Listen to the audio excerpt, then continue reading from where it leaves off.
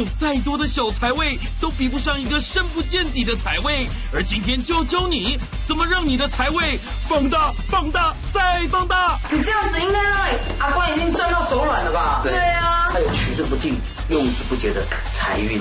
失传30年的财位秘籍独家大公开。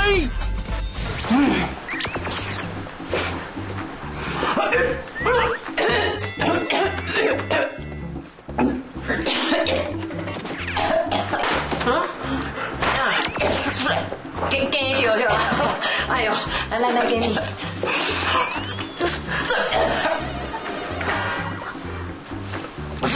水，赶紧过。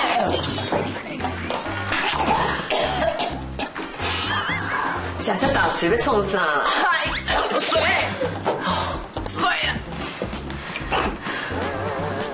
腰杆呢？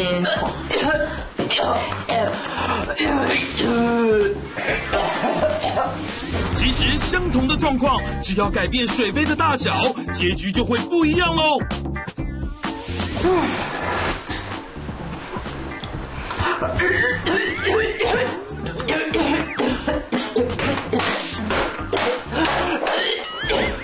你做嘛？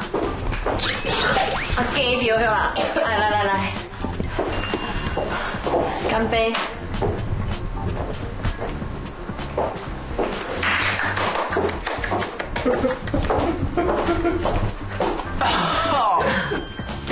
送了。你瞧瞧，是不是换个水杯就可以避免憾事发生？而在风水中也是一样的道理哦。刚刚这则故事，我们发现到一个重点，一样是水为财。对，你到底想怎样？从刚刚的2则小故事，大家是不是得到了一个大启示？不好意思，没有看，你继续啊。刚刚这故事，我们就发现了一个重点，就是一样是水，水为财。当这个水不够的时候，就像真的很不 OK 吗？对，好，再来一次好了。重点是家中一旦真的啦，你一定要讲这2则故事，你有没有发现它不同的地方在哪里？对。哎，刚刚这个2则故事，你发现到什么地方不同呢？有啊，你讲的都不同。不是一样是给有啊？对呀。有一个大大的水就能够化解这个危机。对啊。如果一旦喝小小的水，反而造成生命的危机。水为财，家中的财库如果好好经营的话，可以把它扩充，堆更多的金银珠宝。如果你自己家中的财库在原点的话，放一些破铜烂铁的话，反而是你金钱周转产生很大的危机。这个水太重要了。所以老师，你的意思是说水就代表财，那水杯就是代表财库喽？对。哇，这就是刚刚制作人讲的，那这么简单，你为什么会讲这么久呢？因为，K。老师，你也噎到了吗？所以老师，你的意思是说，如果我们都只有小杯，我们就是像在赶3点半一样，常常会周转不灵。如果有大财库的话，卡苏里有财库给掉，卡苏里怎么给掉嘛？不要紧，因为你的财库加大，一点点危机，这轻一下就可以度过了。也就是说，今天教大家，即使你有财位财库，我们把你的财库财位变大，让你能够更赚更多的钱。观众朋友啊，我们用开水和白面包就可以做这么深奥的比喻，真的是太厉害了。这是跟《伊索寓言》里面偷学过来的。可是如果你要把那个财库，你们什么？《伊索寓言》里面有动物跟蛇的故事，引导过来的。我们刚刚有讲《伊索寓言》吗？因为我自己突然想起来这样。那你说要把财库加深跟加宽，不是定做一个大一点保险箱就好了？哦，不是哦，学问很多哦。光是卧室、餐厅、客厅、卧室、餐厅、客厅的财库的加大，其实稍微放一点心思，那个钱财是加倍进来的。哇，所以从小地方就可以加大我们的财库。我们一般只知道金洞啦、放花啦、盐山啦，因为你也只讲这一些，那是初级版的。现在给大家最精彩的 VIP 的，所以今天这一集才是真正让你财库加大的一个变包大公开。到底是什么？因为我们的观众已经进入，坐下。他们已经进入另外一个，已经进阶版了。进阶了哦，对。所以我们今天要在每一个财库跟财位跟他多做一点功课。那我们还真的来对地方。我们在哪里啊？所以我说来对地方啊，因为我个人非常喜欢财经节目，我也都爱做功课。然后有一个财经节目，我是每天必看，是我老公每天躺在床上一定要看的节目，就是《梦想街57号》。哇塞！你从这个节目当中可以学到超多有关财经的，你可以得到很多讯息，很多成功的故事，然后很多呢最新最夯的这些投资的方法，都是在这个节目得到的。他们讲的应该都比詹老师准吧？哦，准非常非常的多。所以我们今天再来是阿关姐家。今天来到的物件，便是财经主播陈斐娟阿关的家中。独到的投资眼光，让他已经有1000万身价。究竟哪种风水可以逼出财位的最大值呢？而这个客厅里蕴藏着许多取之不尽、用之不竭的财气，究竟要如何加深财位，保留这些财气呢？搬到这边来住之后，大概多久时间了？我是2004年买这间房，就 SARS 过后，大概住到这个房子大概5年了吧。哇，SARS 过后到现在应该2004到现在是8年了吧？对，但是我买的是预售屋，所以大概盖了大概2-3年，然后装修装潢完。到搬进来大概5年多。可是你怎么想要找这附近的房子啊？因为我妈住这附近。小 location 就是住在娘家旁边就对了。所以 location 是看娘家。当然了，住在你娘家旁边呢，在你妈妈家旁边，第一个她帮你煮饭，没事来家帮你洗衣服、打扫一下，早上带我去上班。但是就是忘了加水。妈妈就会跟我妈妈讲，叫她记得要加那个热水。但是其实也是孝顺嘛，因为可以就近照顾，互相照应。讲是那么讲，看妈妈不错啊。有什么那个吗？而且我梦想街57号选的那个收视率超高，大家锁定的。吞吞吐吐，你要讲什么？没有，我说那你还有什么风水？我说你还有什么风水需求？这来宾火气好大。公牛博馆一供出来还得代际。你有什么风水需求？比如说老师为什么一直嫁不出去？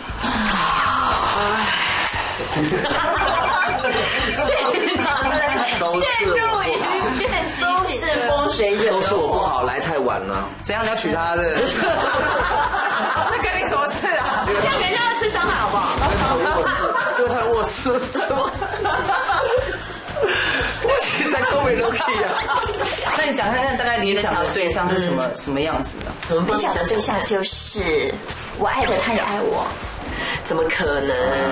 这有点不容易。那1个月很难的，对不对？没有，这很简单，一定很多人喜欢你啊。但是可能他会觉得经济上没有办法跟你同。其实我没有觉得，我没有在择偶的时候把经济放在第一个。要谈得来，然后兴趣相投。跟水有关系。我爱红娘节目有吗？他的爱情部分哦，等一下我们从卧室跟他做一个说明，其实有很多改进的空间。你好色哦，爱情部分去卧室讲。不是因为床母嘛，床母就代表我们孕育这个后代啊，炒饭的一个重要的位置。那先从，没错。炒饭不在厨房吗？是那种啊。我们先把它财位做一个整理。好啊。本身来说是财经界的一个代表性的主持人，当然也是一阶级的。那我从他的客厅、餐厅来看的话，其实财位应有的都有。好哇，所以我们要学一下可是，其实他还能够赚更多。对啊，因为其实我们今天就讲说，他现在的财位可能是这样子，对不对？他要想要到这样子啊，我觉得应该他现在已经这样子，然后可能换一个大号。现在是 M 嘛，然后要转变 XL， 对不对？好，我们起立一下好不好？好，来一鞠躬。干嘛啦？谢谢观众朋友的收看，谢谢。不要转台。怎样？进来这个45度角，这边就他的财位。有窗啊。有窗对，见光嘛，见光见空见风嘛。对啊，可是你看它前面已经放了一只很漂亮的植栽，然后也用郁金香点了灯，还有小瓜牛，其实它已经做了很多这种好像有在布局的感觉。猫头鹰，对啊，猫头鹰上面有一只小瓜，猫头鹰上面有小瓜牛，水晶啊。对啊，就其实它好像自己有稍微布置了一下。这个猫头鹰有个意思叫做不苦劳不苦劳的意思，就是很轻松赚钱的意思。猫头鹰有这个意思哦。对，日本叫不苦劳不苦劳不苦劳。日本的话发音叫不苦劳，就是很轻松的赚钱，还代表有兴旺钱财的意思。其次盆栽我觉得既然放了盆栽可以放大盆一点的，它大盆对，我们不差那个小钱，让你的钱财更加的旺。那如果把那一盆放过来，这个通常是提升我们说的人气跟人际关系，人际关系更好更旺，它有不同的作用在。那这个一样是这个每一片叶子都代表一笔生意。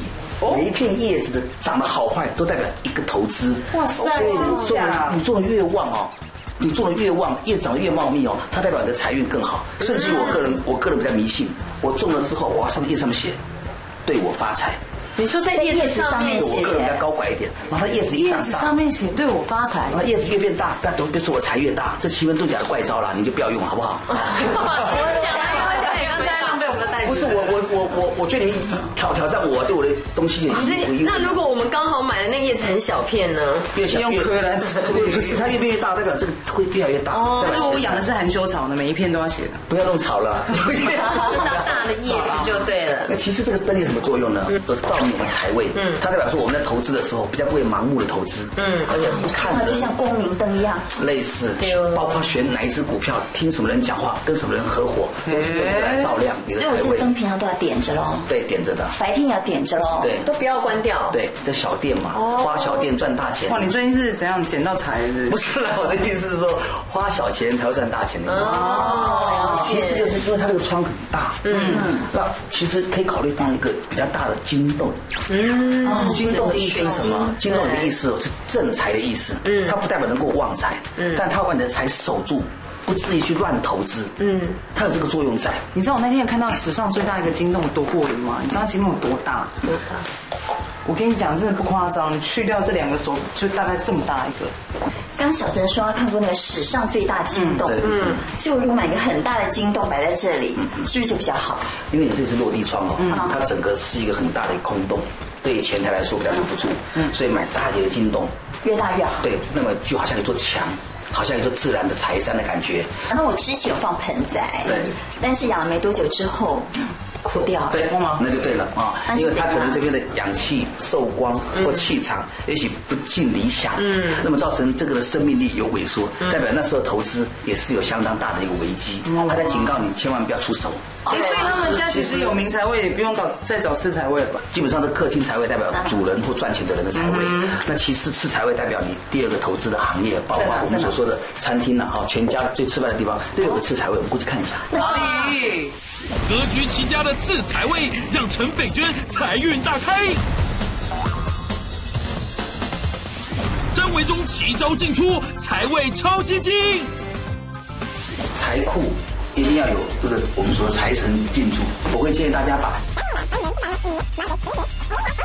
它放进去，这样子就是很好的财位就对了。对啊，你们真的还有别招吗？还有，你这样子应该让阿关已经赚到手软了吧？你家也有风水问题吗？请传真至以下专线，或上未来官网查询，小珍佩珍就会到你家帮你改善风水了。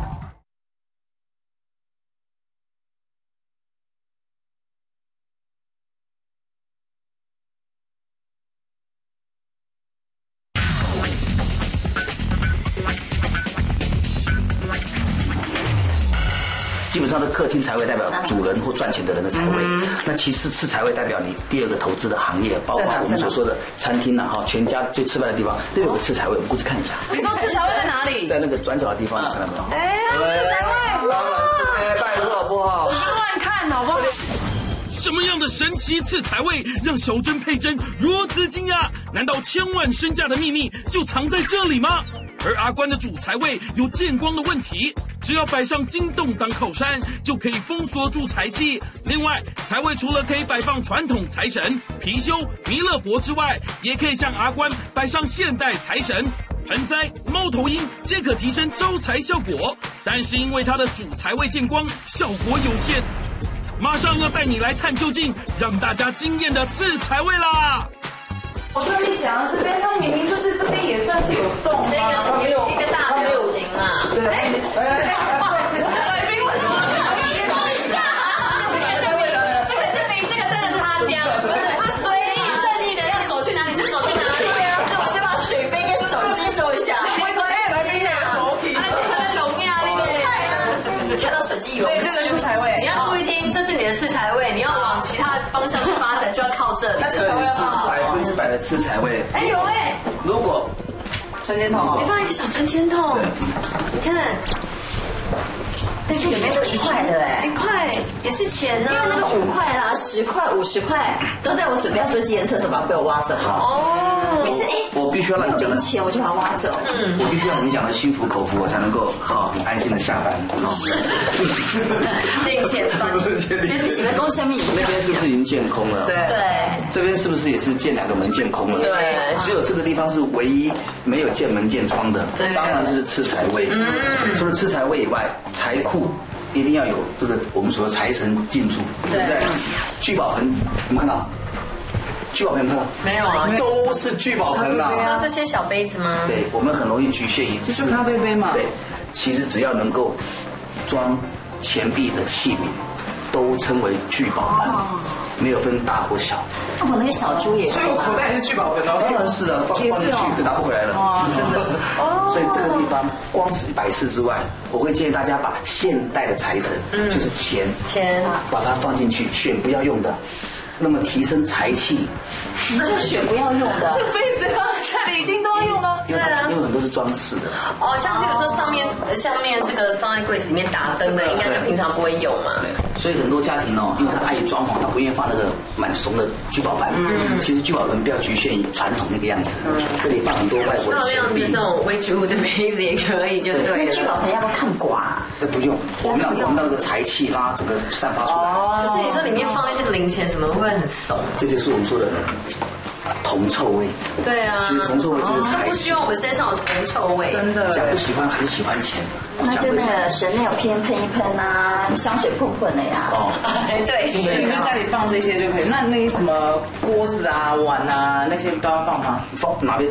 就是如果家里就是开放式，这边所有只要可以装得到东西的都放。那我是不是干脆在这里放一个大盆子，它里面放满钱，不是更好吗？当然可以，但是你觉得好看吗？有比你这个难看吗？不是，我的意思是说，把钱放在里面看不到，它依旧有这个。可是你不是说要放满满？没有，只要放钱进去就可以了。哦，适度8分满就可以了，让它有这个收集的美感，又有财星财气的高照。那么传统的跟现代财神的结合跟财位，才增加赚钱的好机会。了解，其实不难。主财位之外，不见窗不见门的 L 型角落，基本上就可以构成次财位。而越隐秘的次财位，聚财能力越强。如果你时常守财不易，摆放聚宝盆就可以守住财富。而聚宝盆也可以选择随手可得的杯子，里面放上各国钱币，就有纳财的意涵啦。但除了聚宝盆，还有个从未公开的方法，也可以为你的财位加分啦。那这样子就是很好的财位就对了。这样你就满意了吗？满意啦，你可以讲啊，门真的。我还有别招吗？还有，一起讲啊。所以刚刚只是加分而已，现在加到满分就对了。对，那我们知道哈。你这样子应该让阿关已经赚到手软了吧？对啊。还有更多的奇招要出现了。哇，这是已经压箱30年的宝了哦。哎呦，我看你下一集要讲什么？我每天看书啊，烦恼。每集都不一样，每天看的书头不了账了啊。怎么压箱宝？所以我们知道靠山吃山嘛，靠水吃水，对不对？山水不但有向远处眺望的远景的作用，其实好的山水画放在财位，有吸收山资源、水资源的能量。代表你取之不尽、用之不竭的一个机会。所以在次财位放绿绿盎然，或百花齐放，或者山形美丽的，或者水流比较壮观的，这种的都代表我们在这个财位当中有一座山等着我们去挖掘。宝山。那是不是一定要真迹呢？我以前听人家说最好放真迹。对，就是手绘的。是，对啊，手画的。包括手写的也可以，毛笔字，富山富水，富山贵水。都有那个能量。山水画一大禁忌，绝对不能放在进门的正前方。水怎么流都往外面流，往外流了。其次左右或其他都可以。哎，老师真的很准哎，因为我以前客厅不是摆这幅字，我是摆一幅画，我搬出来给你们看好不好？那个时候真的财运不怎么顺，我去摆。他真的是史上最会收拾。你们真的很没有人性。我们继续聊吧。反正他就是说到那里做到哪里呀。所以山水画的学问真的很重要。哎呦，拿出来，哇塞！我本来客厅是摆这幅画，哇，这个很漂亮，这个水。的感觉。哎，你不要露出来，这你刚刚收视率又飙高，看不到你。张老师，你说客厅不能一进门就看到水，对不对？对对对，这样也之算前摆这个觉得好像没那么顺。真的，后来我把它拿下来之后，摆那幅书法字之后就差很多。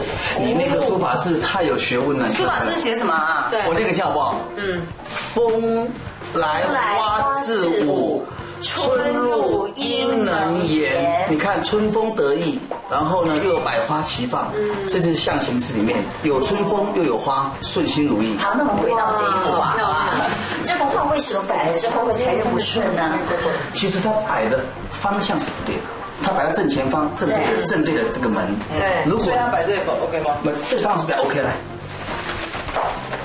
这边就好多，这边很漂亮啊，这就是财库了。对啊，那个水呢？刚刚说水流的方向，它这个画没有错，是摆错位置的。五行的开运，绿色、红色、感觉你整个家都亮起来了，这最漂亮了。你应该要摆这幅，因为这幅你这样一放上去，你整个家里变很亮之外，因为它的颜色比较饱和，变开朗，所以你的整个家的颜色变比较亮。对，你看这水会不会觉得好像在静止啊？不会不会，因为它是倒影，有一点在流动嘛。对啊，所以这幅放这里，知道了哈？知道。这放这幅送给我们带回去就可以。不要一直在那边拿那个。哦，不好意思，对啊，坏习惯。这是他坏习惯，对不对？我时常看别人。他去上我的节目，他也这样。他可能守了一支 mini 麦，对不对？他能拿的就尽量对。我赶快去看他的书房嘛，好不好？好，红鸭雕，哎，你印尼不带来。哇，又学到了一招，山水画真是妙用无穷。如果把它挂在财位，就可以为你赚进大把大把的钞票喽。而紧接着，我们要来到影响阿关事业运的书房喽。书桌的位置摆得好不好，决定你的专注力。哇，这个书房也太浪漫了吧！这书房整个就是有董事长的 feel 哎。对，你看看，它还有这个拉门，漂亮。每个类，因为现在大家都喜欢做这种半透明。对，他做的还真好。那你看怎么记啊？不是感慨这么好的设计。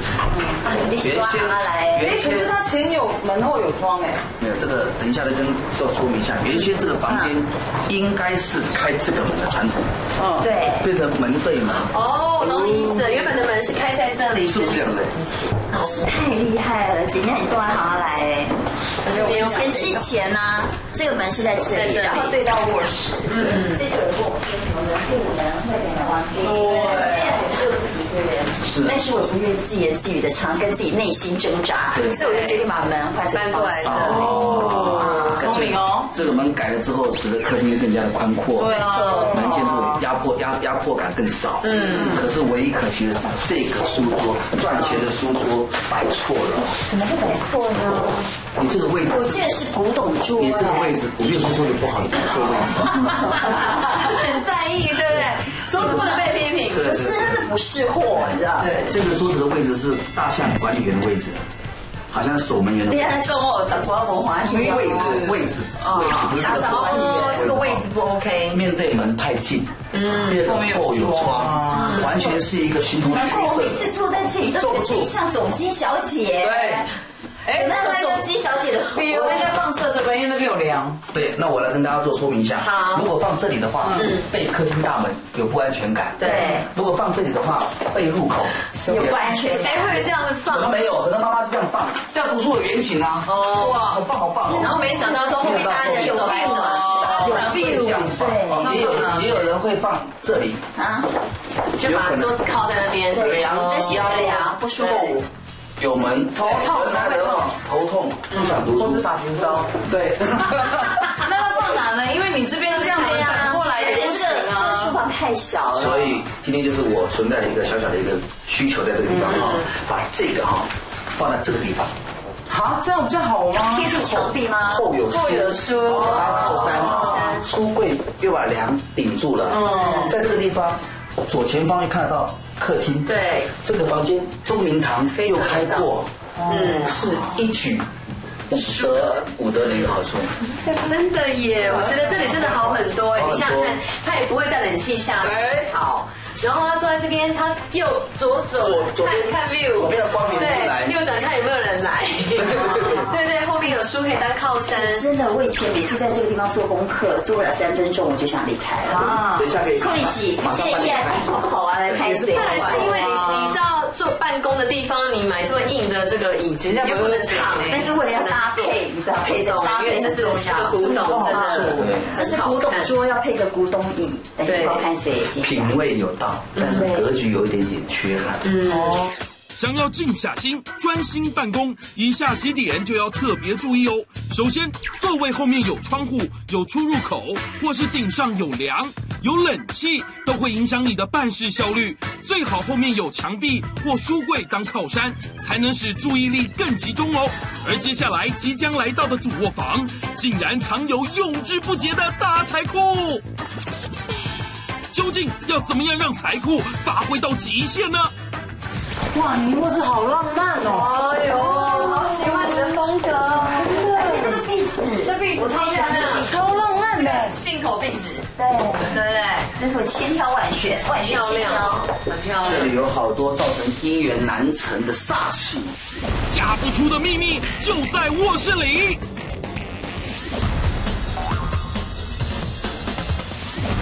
陈斐娟竟然有深不见底的财位。这里本身就是一个财位了，它又加，对，使原先小小的杯子变成更大，而且它那边有，对，等于是一个大大的聚宝盆，因为它的空间等于是把这个空间再复制过来了，等于它有取之不尽、用之不竭的财运。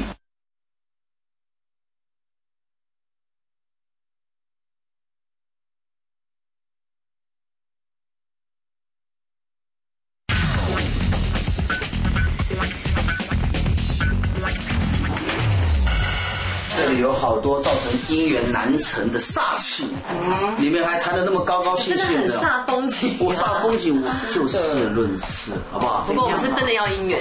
卧室的门为口，如果梁直接贯穿，这个是怎样你可不？可以接话？梁贯穿这个口，就像一把剑插进我们的嘴巴里面一样。你看看，那个门外的一个梁，所以家里有这个格局，可以去练吞剑。搞不好很帅。哎呦，一下就成功了。噔噔噔噔噔噔噔噔，过了。看你这是腰下太趴下去。不是，那这代表什么？身体疾病。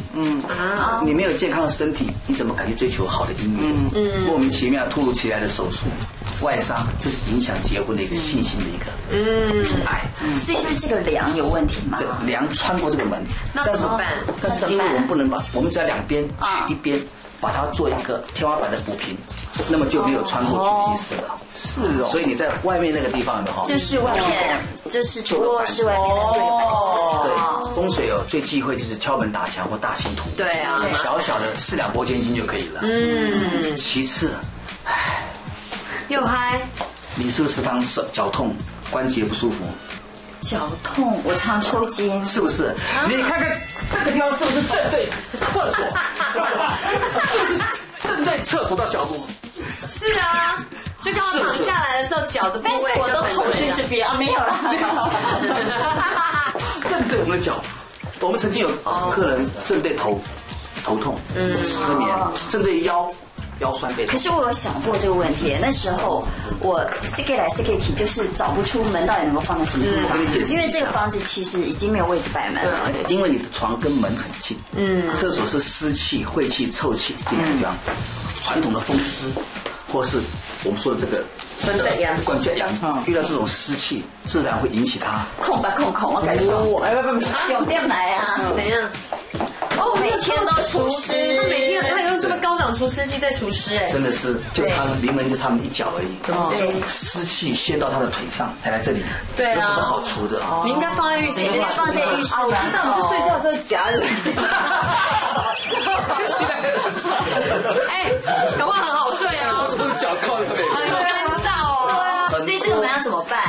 没有啊，第一个你布帘一定要放布帘过膝盖，让你的下面的湿气在30公分以下在那边流窜，不会直接到你的这个床上，至少你的那个窗帘那个布帘有没有高度有没有哈，要低于低过你的床，它就是一个湿风坏水直接逼到你的身体不好，很严重。所以放一个布帘，其实像那种日本的那种布帘就可以了。其次我们知道未婚的女孩子房间有摆设任何东西，都希望成双成对，尤其是玩偶啦、布偶，绝对不能。我只有听说过说。我不知道单身女子有没有适用这个啊？可是我听说过说结婚的啦，或是就是男女朋友的床上不要，因为现在很多人会学美式那种摆3个大枕头在后面。对。那因为你床比较大，你就要摆到3个。可是人家说有3个枕头就会有小那个吗？小三。落单。会有小三。落单逢小三，一定要6或2是最好的。是双。至少要香囊金桃啦。对。为什么不能4？是中国人，哇！你学那么久，那就有一个小3又嫁给小4，那不得了。这么久了，枕头啊，枕头一人2个刚刚好啊。中国人讨厌4。可是说真的，很多人，比如说他后面板子他没有放，可是2个枕头就是4个啊。现在很多人至少它比3跟1都要来得好。但最好是到6就对了。还有现在那种4个，它前面还放那种小枕头。哦，那也可以放小枕头。对啊，对。6个放到6个就好了啊。这个就很重要了。对，放到6个就好了。那你看看，我刚刚讲的是玩偶，这里每一只玩偶都落单了。哪有1、2、3？还有那2只小熊是抱在一起的，抱在一起，不同种、不同族、不同配，不是配对的。所以你的意思是说，连麋鹿狗都要买2只啊？2只。很像地球村的，大家可以做朋友啊。我懂。1只，1只。就把它配对嘛，没什么难嘛。那这2个就配对，对不对？阿关，你还要再买1个半给他啦，他一个人坐在这里在勾多嘞。我在这里讲的不只是玩偶，包括杯子，包括里面的一些饰品，都要成双，都尽量要成双。那老公要不要成双？就是这样才能够出双入对呀。所以老公要2个。不是，他跟老公阴阳合在一起才这样子，很重要，这是断你姻缘的一个可怕的一个。所以这样子只有房间的玩偶，对不对？其他地方的玩偶家里所有的东西，包括茶杯啊，尽量都是这样子。哦，可是你茶壶要2个干嘛？一个茶壶配茶杯那是固定的哦，成双成对是比较好的。了解，所以按摩椅要再去买1个，不是，电视也要再买1个。哇，尽量啦，尽量，好不好？接下来我们要看财位了，这地方就是我们说的财位。究竟是什么东西让张维忠夺门而出？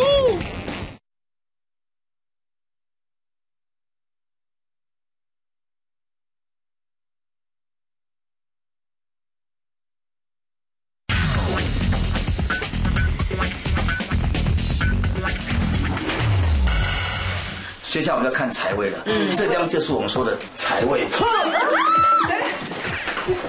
哪里了？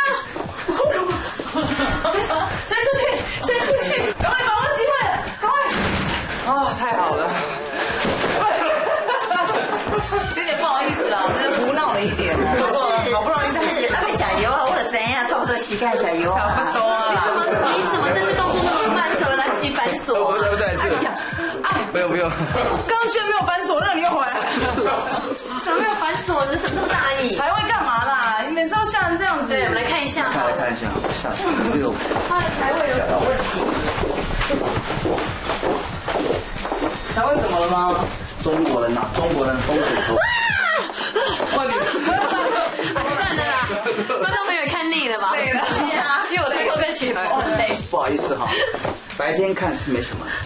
你晚上看的真的更可怕。哇，而且这一顶还蛮有趣的，平常有在做什么？不是，就是我尾牙的时候去表演。哦，你还要特别做造型，表演婉君表妹吗？还是？对，真的假的？隔日君再来。哇，好用心，好有才艺哦。对呀，所以这种叫鬼头煞。可是这个是真法哎，真法更恐怖啊！像真花啦，真的那个书法啦、字画啦，才有那个能量。所以房间不能有假发。不是不能，应该把它藏在柜子里面。可是假发就是要亮出来，它不能臭啊。对，小珍就知道。那你就放在你的那个储藏的那个衣物间里面就可以了。哦，这是更衣室，它就是为了懒得跑。对，千万不要放在。那如果放在更衣室就可以亮出来了吗？放在镜子里面前面。就是晚上你可能怕自己会吓到啦。可是不对啊，你这样讲说要放这边是一间噪音，那更衣室不是更衣室的噪音？卧室我们说灵在出窍的时候，所以有听说我们睡觉的时候不是会有时候会魂会跑出来，魂藏于眼，魄藏于肝。睡着的时候那个魄会走出来，会被自己那个吓到，千万不要。但是今天跟大家讲的是如何增加财运跟财位的扩充。终于进入重头戏喽！阿关这个梳妆台可是有深不见底的财位哦。这里本身就是一个财位了，它又加上了一面镜子，对，使原先小小的杯子变成更大的。而且它那边有镜子啊，对，等于是一个大大的聚宝盆。镜子有化少为多，化无为有。明明就化有为无。它本来这里是，我们现在看重播哦。OK， 来，你看，你上次讲的是化有为无，那是阻碍物的时候。阻碍的时候，当这个有阻碍的时候，我不能打掉它，我就用镜子来化掉。当我需要打掉它，变得更大的时候，就用镜子。阻碍物当然要消掉，但是财库要变大。所以因为这两面镜子，它的空间等于是把这个空间再复制过来了，等于它有取之不尽、用之不竭的财运。太好哇！所以你的这样的意思是说，我们要把我们这些财库啊，都的旁边都放镜子，它就可以加倍。第一个，它如果是财位的话，这个没有照床，至少没有照椅背，没有照门的话，我觉得这是非常加分的。哇，镜子很便宜耶，最便宜的法器，对啊，开运哦。哇，那这招真的要学下来哦，你就是把你的自己的这个那这边还要放个财位。小的那个什么招财还是什么东西吗？通常有这样就，他只要假发移掉就好了。对，这个很吓人。因为其实假发你本来不害怕的，但是被他一讲完之后，你今天家人会真的会做噩梦，所以我觉得你还是就是把它收回去。我觉得戴在老师身上应该还不错，不错。因为我们一直想要让他找新的发型。好适合哦！我觉得这一顶比较适合了。哎呦，你不要这样判断，你这样好像艺术家耶。这顶不错。我这里有这假发了，大家来投票，看你们觉得张老师换哪个造型比较适合？我觉得这里你闹翻了，大家不要闹，赶快帮他解决问题了，好不好？就带着继续主持。我的问题是什么？就是说，你有什么其他的那个诉求没有？姻缘嘛，姻缘还没有讲到。那就是我觉得你应该有的是因此而贵。我觉得在炒饭生活能够提升的话，是怎样来？现在这个样子跟要聊炒饭，我超没 feel 的啦。你现在这样子要聊炒饭？现代人的爱情关系很甜蜜。那怎么样？如果能够增加在那方面更提升的话，有时候奉子成婚的也很多。那你赶快帮他加一下。那是正常的声音。是怎样？我跟你讲，如果你这样子，人家还愿意跟你炒饭，这是真爱。我没有跟别人跟我炒饭，我要讲风水。没有人要跟我炒饭啊，去看他的子女房啊，真是。谁不在这里哦？记得快点来。可是你不是说炒饭是在主卧室吗？炒完饭之后要有子女房，子女房就是孕育成长小孩的一个准备。所以要去子女房炒饭吗？不是，很多的夫妻新婚，他们有个子女房，对，根本就没有为生产子女的准备。风水里头，厕所代表性器官。子女房代表小孩的数目，他本身如果有预先做准备的话，他看别的动作我觉得有点怪啊。没关系，我先收敛就好了。所以有个子女房是增加小孩子来投胎的能量。所以如果他的子女房非常好的话，就有机会床啊，所以小 baby 所有的东西都先准备好。类似的。可是他单身对象他也没找到，对呀，你这样会不会讲太厉害？真的他一直想嫁不出去，但不代表他没有炒饭生活。如果炒饭这样讲就不对了，你这样会影响到我的，你会影响到人家行情，影响不是它影响到我的形象。不是我的意思说，很多人说我该做会啥事，5、6年啊，拢无囡仔，有的查某是你有囡仔我就带你。所以有一些在一起很久很久，需要一个动力去结婚，对，一个冲动什么的。这时候就有个子女房，是增加他们提升。这倒是真的，尤其是现在工商社会大家忙碌，所以如果说真的怀孕了，大家都会非常开心，说那我们赶快就来结婚，然后孕育这个生命。好，我们来看一下你的未来的预备的子女房。好。只要一个便宜的镜子，就可以让你的财位变得像无底洞一样的疯狂吸金。而现在的当务之急就是解救阿关的姻缘。但神奇的是，姻缘不是看主卧室，而是看子女房。要是你家没有子女房，那该怎么办呢？就是这间是客房，是客房，但是几乎都没有使用，闲置的房间。你以后想要把它变成子女房，对。哎，这个房其实我之前没有想过这个房间要做什么用，但是我就准备一个客房。我觉得你都好浪漫，好法式哦，其实又蛮奢华的感觉。风水是一个观念的问题，他一直跟我讲客房。中国人风水是先有主卧室，再有子女房，再考虑客房。你没有子女哪来的客房？可是很多真的就是，比如说喜欢单身，然后喜欢朋友来家里，他可能就是会准备一个客房。因为说老实话，如果我今天没有对象，然后虽然我很想生小孩，虽然我很想结婚，但家里无缘无故多了一个子女房，怪怪。好，我懂。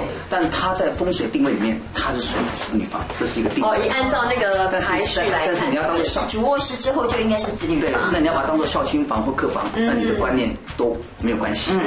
但是既然你是个未婚的女性，有没有哈？现在很多的都会女孩子，男朋友交了很多个或很多次，一直想生小孩都生不出来，因为这样子而拒绝了这个对方的一个领取的姻缘。所以这个房间如果摆设的好的话，不但炒饭生活很和谐，而且将来要早生贵子、五子登科，都是绝对加分的。可是老师，你现在是跟他讲说，可以就是有花有，就是你希望他先有结果再开花。可是问题，他现在那个人都没有，你也知道，男女之间要生小孩，一定需要就是一点你的东西，一点我们的东西。他现在就没有那个东西，那怎么来的？我们说开花结果，有时候先有果再开花，因果可以颠倒，而且他年龄也是算年轻的，他年龄也适中，就是比较不能走传统那种的方式。我赞成老师讲的，我赞成老师讲，就是阿关现在要使出大绝招的时候，在杀手锏，你使出大给他杀出来。那你使出大绝招，也要有个人让你使出大绝招，一定有的。我觉得阿关是非常保守的人。无就是很多的有，有就是很多的无。很多女孩子说我没有男朋友，她是说没有固定的，很多人追她，她看上哪一个，如果有甜美的关系的话，就给她先播种。你怎么这样啊？你完了，你社会局会来告你。对呀，我是说先播爱的种子，然后他长出爱的花朵，但是内政部会给他颁奖。我觉得如果很多那种真的就是已经很稳定的啦，你不要说想要用这个去设计人家不好吧，到时候人家不娶你。当然是有评估过，觉得两情相悦哦，那对方也需要说你有我的传你有这种人哦。有妈妈讲哦，你有我的改尤其现在男生都低皮皮的，有时候交往很久，然后他就觉得哎这样也没差，这样也没差，就不想接。哎，可是当你怀孕了，其实他比谁都还高兴。对，然后就是大家也就变成一家人，很正常了。所以这个子女房，一定要让它发挥最大的功能。那所以他现在摆这样也可以叫子女房，还是他一定要摆什么婴儿床啊？是吗？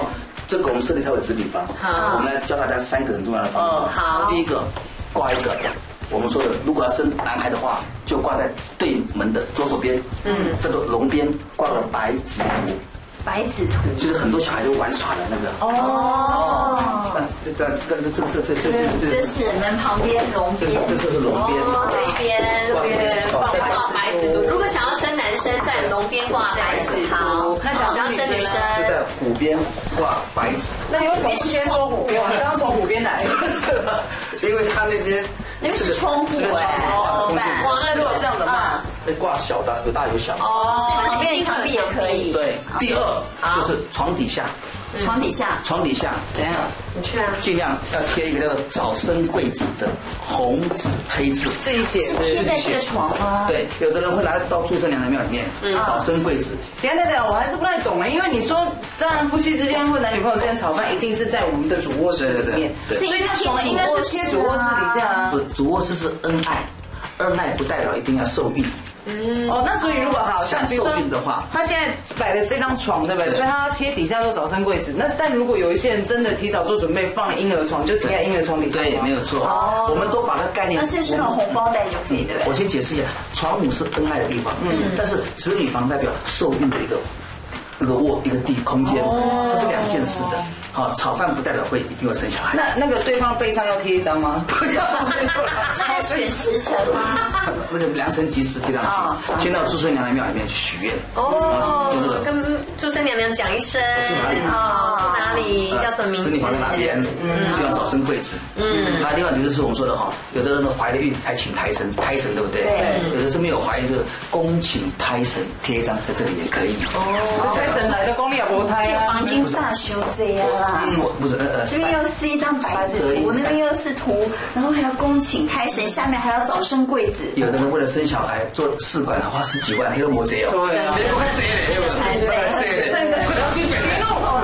对啊，就是说对。可是如果现在你多找我来调一下吧。如果现在你趁一些什么可以用贴弄的东西，可以帮助你的话，那就很好。对啊，因为我们的观众朋友经济能力也许不是这么好，我们教他一些简便的方法，能够完成他自己的心愿。最重要是试管婴儿那个做的，其实是老妈妈真的非常的辛苦。所以你一直说这边放白纸图，然后那边放一个什么？也是白纸图啊，男生放龙边，生女生放龙边，就是红紫黑紫相对的，然后这边的恭请胎神。如果你很想生小孩，一旦做了这样子，然后戴保险套，还是会怀孕。当科学与玄学产生冲突的时候，我们要尊重科学。所以保险套戴的话是不是不能？好了，我跟大家对，我觉得就是如果说有子女房的话，你按照这个方法试试看，搞不好真的很快就有好消息。对，这就是姑且一试啦，给大家一个希望，一个方向。大家听好了，想要求子，必须先准备一个子女房，并在龙边或虎边挂上白纸图。另外，床底下贴早生贵子，或在床头贴恭迎财神，也容易助孕哦。好啦，我们就是希望你可以赶快得到你想要的。对啊，事业上更进一步之外呢，也赶快有好的对象照顾你。对啊，哈，真的祝福你喽。